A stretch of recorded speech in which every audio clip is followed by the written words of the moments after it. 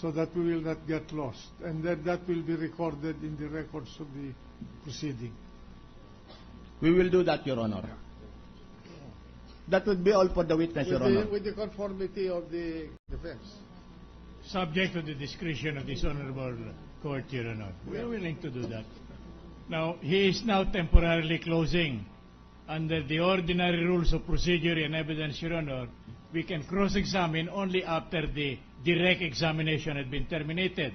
But in order to gain time... No, but Yes. this is a witness, so since the witness, the prosecution is finished with the witness, it's proper for the defense now to conduct a cross-examination. Precisely, Your Honor, we will be asking for authority and or permission to be allowed to conduct our cross-examination, Your Honor. Proceed.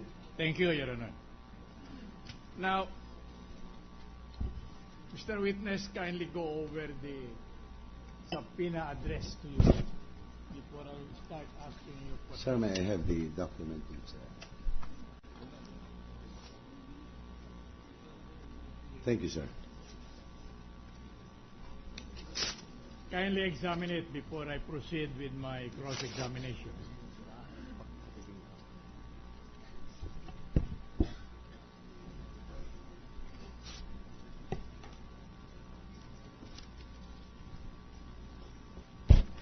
Witness examining the document, Your Honor.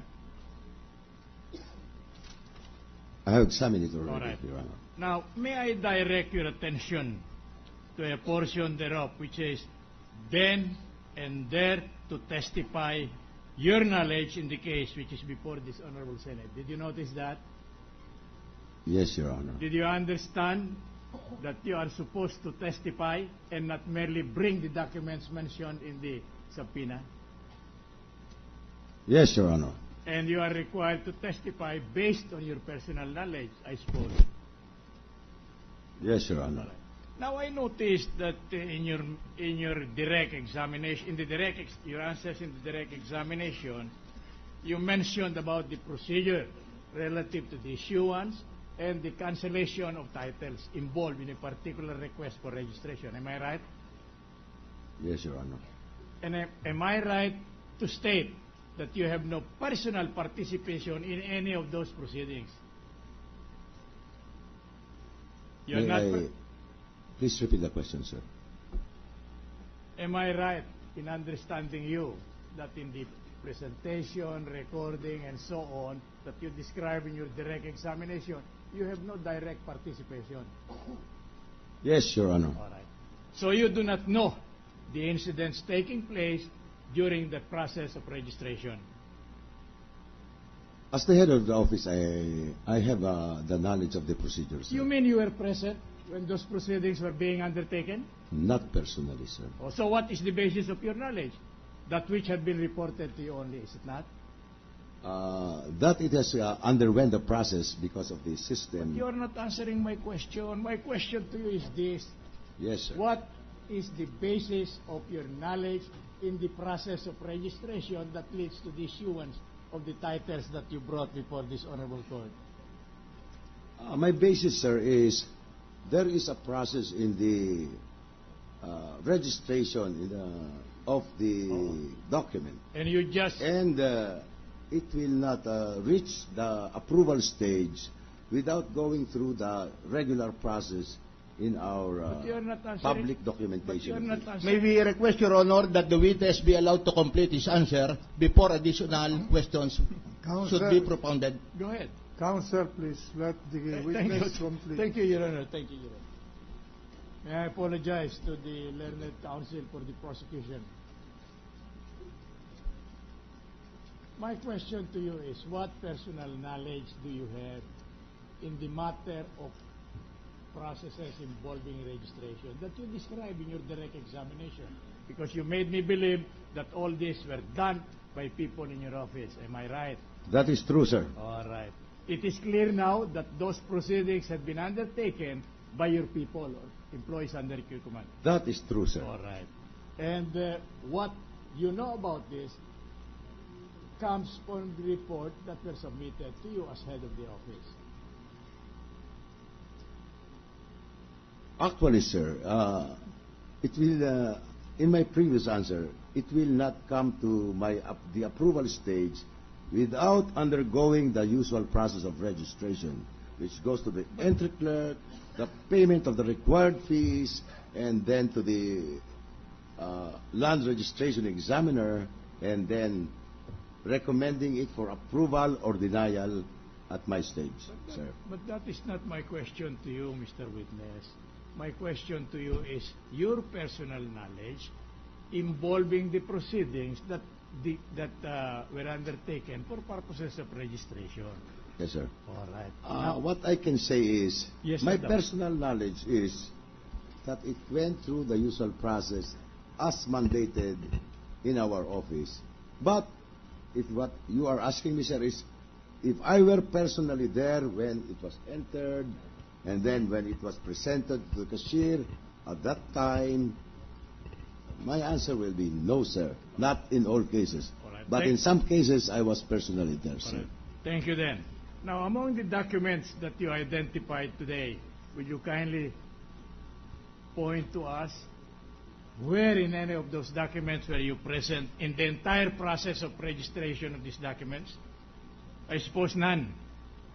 Well, I think, Your Honor, that the counsel is giving an answer even before an answer could be made by the witness. That is part of my question. No, that's a part of cross-examination. That's it. Two questions, Your Honor. The question should be made only one by one under the rules on evidence. What is the basis of the rule of what is your ground of objection? If Your Honor, please. May I ask the ground of the objection, Your Honor? Because he is already arguing.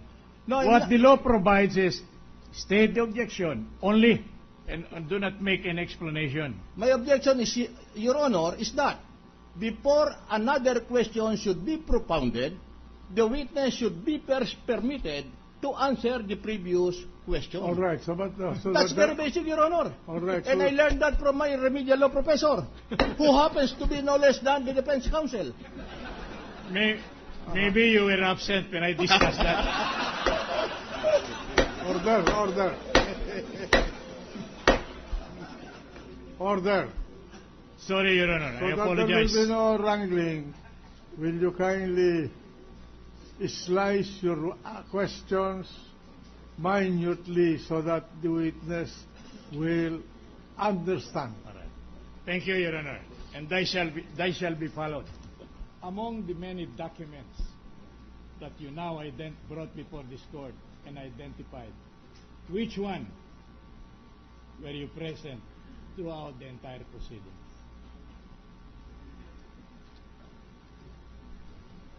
If your question, sir, is throughout the entire proceedings and in every step of the procedure, my answer will have to be no. I see. Thank you.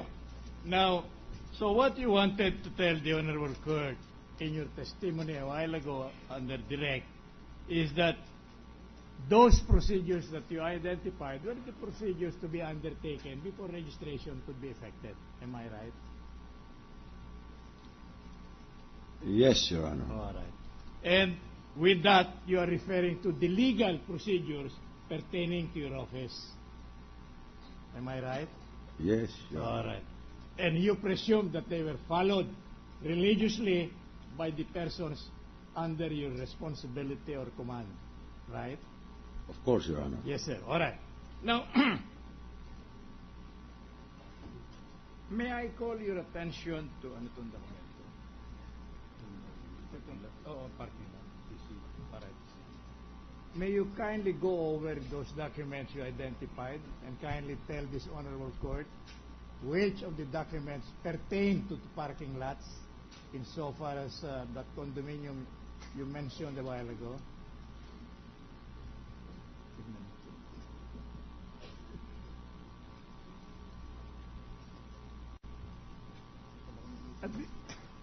At this juncture, Your Honor, if we may be permitted, Proceed. apparently these documents presented in today's proceedings, Your Honor, together with the testimonial evidence of the witness, we are made to believe that this is in support of the paragraph in the impeachment complaint regarding alleged illegally acquired wealth under Article 2 of the impeachment. We have to ask the prosecution the purpose for which this witness is presented, and I think he stated that in the beginning of his presentation. He narrated the purpose for which the witness was being asked to testify.